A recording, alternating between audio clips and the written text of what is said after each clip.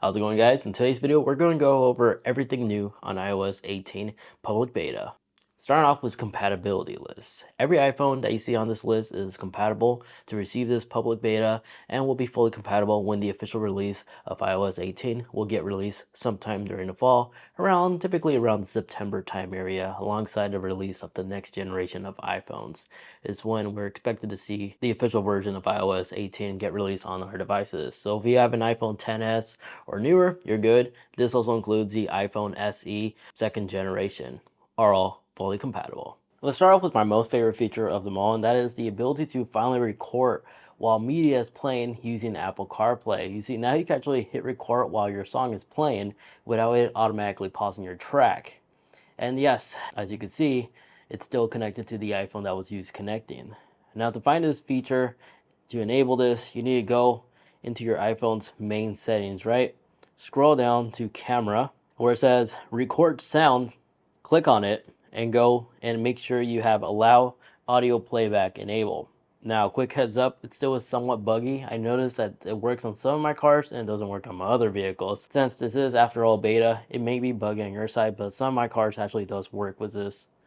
Now, I'm sure you may be somewhat exposed to this already by long coding and tabbing edit and select customize on your home page. You now have different widget options to choose from. You can select either small or large. In the small tab, you have the option to select light, which is the standard background app icons we've been used to. There you go, now it loads. And you can select dark or tinted if you want to actually match it with the wallpaper that you selected. And then when you're customizing as well, you can switch between light mode or dark mode from the top of the screen right here. My personal favorite so far has been white icons with black, but dark looks perfectly fine. And the map icon also has been redesigned because previously this is how it used to look like when the beta first hit the market. It looked like that, but now it's actually more colorful. Then as for widgets, you are now able to quickly change the size like that by just holding the little corner icon. Instead of previously we had to delete the entire app entirely and then add edit and then make sure we were selecting the right style. Now you could just change the size. Now we can actually change the size just by doing that. In addition to that, some of these apps that support widgets, you could just long hold on the icon and select your different widget style like that. And then still in the home menu, by long holding some of these apps, you can now lock some of these apps with Face ID requirement. Where by enabling this, it will require you to scan your face. So let's go ahead and scan ours and just tap done. Now whenever you click that app, it will require Face ID for it to actually unlock. You may also use your phone's passcode to have access to this as well. And that's how you can properly secure your app. To make it even more secure, you could also remove the app from the home page, because if you go to your Apple library all the way to the right side, you scroll all the way down, there is now a new hidden album app library right here, which require Face ID to unlock. When you click on this, this will show all the apps that you've hidden that require Face ID to unlock. But if we click and drag our photo app back and we drop it anywhere, notice now you have the ability to leave gaps between apps. So you can really customize it to the next level. Then when it comes to games, now whenever you play like a mobile game on your device, like Minecraft, the phone will go into automatically in game mode, which means this will optimize performance, increase loading time, and will prevent your phone from overheating or using other valuable resources. And if we force close this game app real quick and we launch Minecraft yet again, if you don't like it, to prioritize your game over the background apps you may have running in the background, whenever the game app mode icon pops up on the top of the screen, you could tap on it and it will disable it. Or you could tap right here and just turn it off like so. Now for the lock screen, another amazing customization ability. By unlocking our device and going into the app editor, now when you tap customize and you select the home page, these icons down here, you can swap them, which basically all the important icons you typically will find on your control center are now available here. So if you like to have cellular data as an icon right here to quickly toggle on or off, you can. Or you can select dark mode or open your apps like music and so much more. And if you wish, you could also remove it and have it blank if you don't like those icons right there. Let me go ahead and do that again. demonstrate how that actually looks like. So tap done. Now we no longer have our icons on the bottom corner, which I kind of prefer due to the fact that you can still slide to have access to your camera instead of having to actually press on there, making it seem like that's the only way to have access to your camera. Other customizations we could do here on the log page can be located in the add new section. If you scroll all the way down and look for iOS 18, this is a new wallpaper that we're given. You can select between pink, purple, not going to bother pronouncing that right now, yellow, or dynamic. And dynamic will continue rotating into a color cycle throughout the entire day. So this one's pretty cool because it has that color shifting ability. And then if you tap time, it did receive this new color font for the clock, as well as a new format. If you tap the little time over here, the little globe icon, you can select between these different little formats. Now next is Control Center. When you slide down Control Center now, we actually have a lot more customizations that you could pick from. As the Control Center now have pages very similar to like the home page on our iPhone, you can now customize each widget to be a different page of your choice. So for reference, this is the customization I did. I made my media on top. My volume rocker still remains the same. And I put my screen recorder over here, battery mode, and then by long holding this will enter wiggle mode. And if you like to add more controls, you can add controls and it will give you access to all these additional ones you can have. And this will automatically be categorized as well. So meaning right here is just my mix of favorites, but if I go down, this will be my Wi-Fi control settings. If I scroll down, this will be my smart home appliances. And if we go back in wiggle mode or long hold, some of these icons can be resized as well. So your own personal preference, just like the home page with its widgets. So if I go down and create a new one as an example, and we add the connectivity, you could change the size to what I was showing you earlier, or you could also minimize it. By default, you'll probably have this on the top left side, so you can still long hold to toggle between all the other stuff, or you can have a whole dedicated page like I did over here on this connection one. But by long holding this icon, there's now little arrows indicating that by tapping one of these will give you quick access to your Wi-Fi settings or even Bluetooth setting as well, or your AirDrops as well as Bluetooth setting. Even satellite connections actually able to be viewable right here if your iPhone is supported, which will allow you to try the demo. And when you try the demo, you do have a new screen where if we actually try to connect to a satellite, this is a new screen that we haven't yet received in the past. But now our phone will try to connect to a satellite, and this will give us the ability to respond to emergency dispatchers if we're in trouble, when out on a hike or something like that.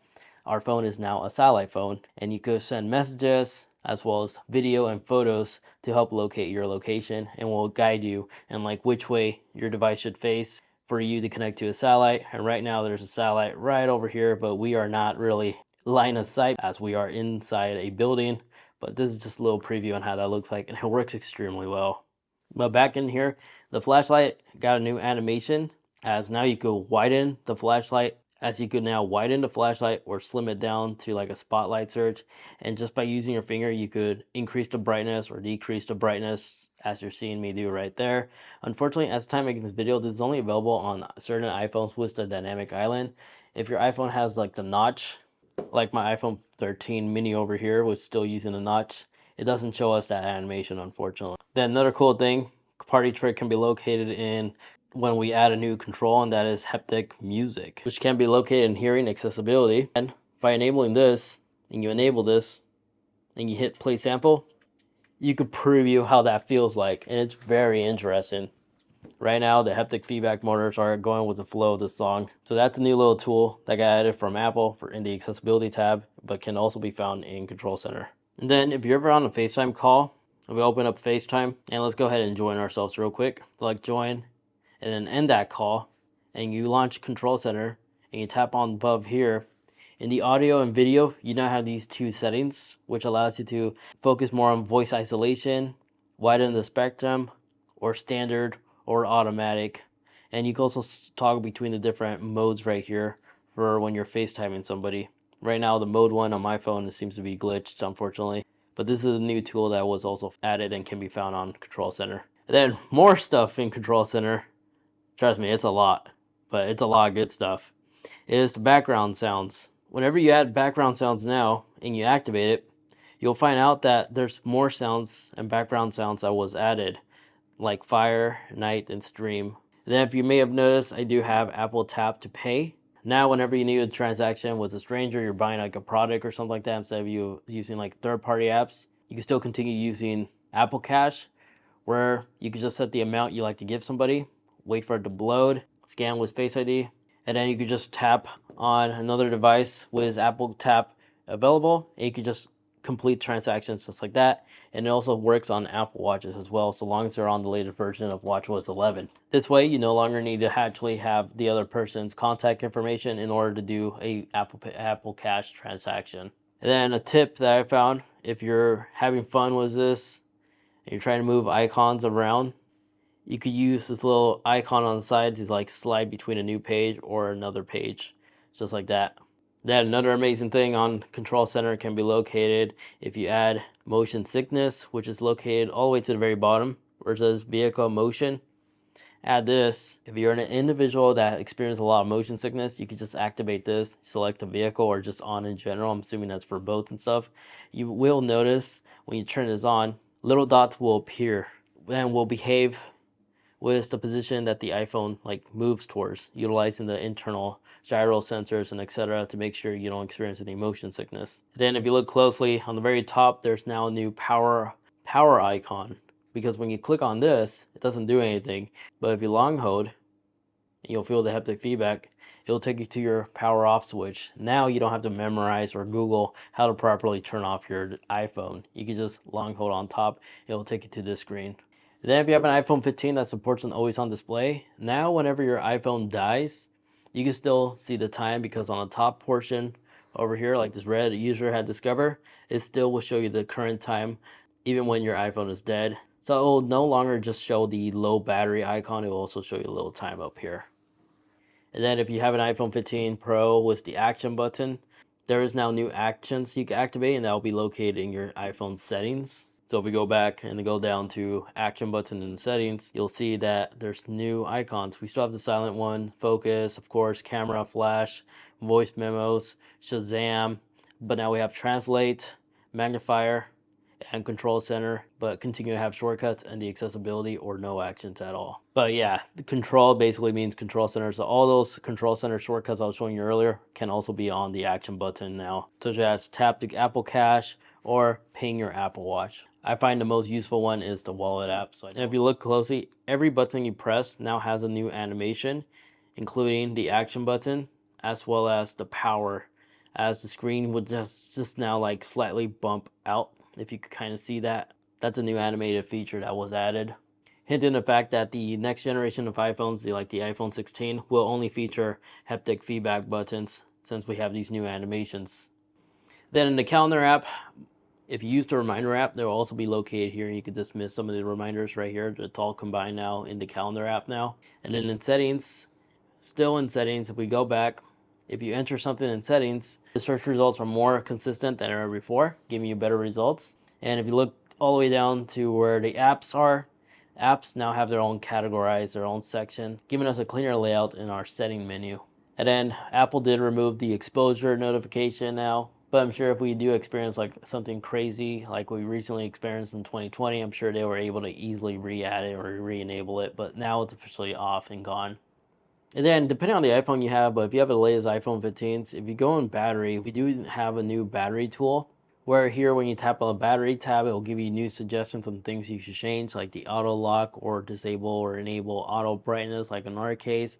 But right underneath battery health, if you go into charging, you can now set like a percentage that you want your iPhone to only charge at. Very similar to like an electric car, you can play with 20%. So if you wish to change your max battery percentage to always stop at 80% to preserve battery longevity, you can. Just keep in mind this will disable your battery optimization, because it will only go on if you have it set to 100%. So it's just a new ability that Apple gave us. But from my experience, I had this set at 80% when I was doing the developer beta. And if we look at my battery health, it dropped it down to 2% because I was originally at 92%. Now I'm at 90. So I don't think it actually does do anything useful. So I just keep it at 100% and just make sure I have optimized battery charging enabled. And then if you like to have multiple language support on your keyboard, that is now a thing. By going in general and going into the language and region, this is where you can add new language on top for the keyboard. And then just go back and go into keyboard. Once you select that, select keyboard one more time and add new keyboard. And now, just by doing that, our keyboard now supports multiple languages. Like now we have a new tool right here. When you long hold, you can type in both English and Spanish, and the keyboard will adapt to whatever language you're trying to type up. Then if you like to manage all the accounts you signed in with your Apple Music account, you can now do that. You just need to go tap on your profile and go down where you see media and purchases right here, view account, and go down where you see account access and it says Apple Music. Select here. And here you can go in and sign out on any device you previously signed into your Apple Music and log out in case you sign into like a vehicle Apple Music as an example. I had a couple and I was able to see them here on a couple cars I no longer own, and I was able to remove them. And then still in the Apple account setting, if you click on iCloud, the iCloud got a new icon, but also this also being revamped as it's easier to navigate through like different iCloud settings right here. I noticed an improvement in the overall UI. Just that icon, the logo right there on the side is kind of awkward. And if you're an individual who likes using different fonts on their iPhone, they added new fonts, so you can change your whole entire UI to different fonts. You're able to locate this in general and scroll down until you find system fonts right here in the fonts tab, and then select system fonts, and I have these different fonts to choose from. It will require you to download a third-party app most likely to complete the complete overhaul fonts if you want to change it to something different. Then eye tracking ability is now a thing. You can locate in your accessibility tab in the settings and scroll all the way down to eye tracking. This is where you go in and enable this. It's gonna go through it's gonna show you a quick setup screen. You just need to use your eyes to like align it with the dots, very similar to like the Apple Vision. And a new safety feature Apple added can be located in Wi-Fi, and just select the little eye icon that the Wi-Fi you're connected to. And blocking my IP, but if you look closely where it says rotate Wi-Fi address, you can now enable that, so it will continue to rotate your Wi-Fi address every time your device is connected to that Wi-Fi. Usually that should be enabled by default now. And then getting out of the settings, unfortunately, Apple Intelligence isn't yet given to us, as right now we still have the standard design Siri, but in the near future we will have the ability to enable that in our settings if we like to. You can switch between these two different Siri modulars, so standard Siri or Siri 2.0, basically, the Apple Intelligence Siri, which is the entire outer ring of your iPhone. But a new Siri trick that was given is if we activate Siri and say heads or tail, you could just flip a coin continuously. And if you ask Siri to do a mathematical question, what's 4 divided by 2? It's 2. There's now a new copy and paste icon on the top corner where you could copy it and paste it somewhere in case you're doing homework or just taking notes. And if you ever have to set a reminder using Siri, remind me at 1 o'clock to wash the cars. If it makes a mistake, you could tap on it directly and it will allow you to quickly edit it. Now, the Home app received a couple new useful updates as well, where if you tap on these little dots over here and you go to Home Settings and you go into the new Energy tab, here you can sign into your energy provider if you have PG&E. You can monitor your energy consumption all right here on the Home app.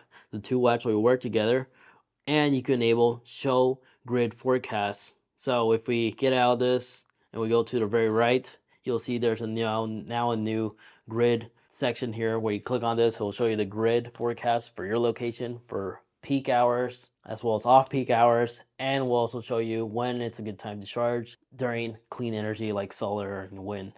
And soon, if you have like smart door locks and stuff like that, we will have the ability to share our smart home appliances with guests, friends, and family to give them temporary access for them to like leave after a party or arrive at a party without you having to be at the front door. And then soon also smart robot vacuums will be fully compatible on the HomeKit home app as well. And then for the photo app, this is how the new layout now looks like on the photo app. You have a select tool right here that's been slightly changed next to a magnifying glass, which allows you to search throughout your entire photo library. But now whenever you click on a photo, notice the edges are now like curvy a little bit. And if you're ever cropping a photo, there's now a new lock ratio and you can just hit on lock. But getting out of this, going back to the home page, if you go all the way down, there's now a new customization tool over here where you could edit the collections you like to see, like utilities, recent, friends and pets, and such. And if you're watching the video, there's now a new scheme tool on the bottom over here that's been redesigned slightly. By exiting out of here, going into the message app now, while sending a message, if you notice, now we have back tap where our quick reactions are slightly different than previous, but now you could include your favorite emojis to be a part of that reaction. And if you go all the way to the very right, you can select from your emoji library as well. And then on iMessage, you can schedule a message. Just unfortunately, when you're using RCS, which I'll go more about that in a little bit, it doesn't work. Scheduled messages only will work if you're texting somebody who also has an iPhone. As you see right here, we now have a send later thing, and you can actually type in something you want to type up and schedule it right here on a day, time. Perfect for like anniversaries or get well wishes or happy birthday, of course, as well as holiday cheers. So if we schedule something right now and send later, 7 p.m., you'll see that we have something scheduled right there because it's outlined in blue with dots, that this will be sent at 7 p.m. from our behalf. But you could always click on it to go back later and re-edit or delete it. And then when typing up a message, you can select a certain word or a whole sentence like this, and on the right side over here, you can add new little animations.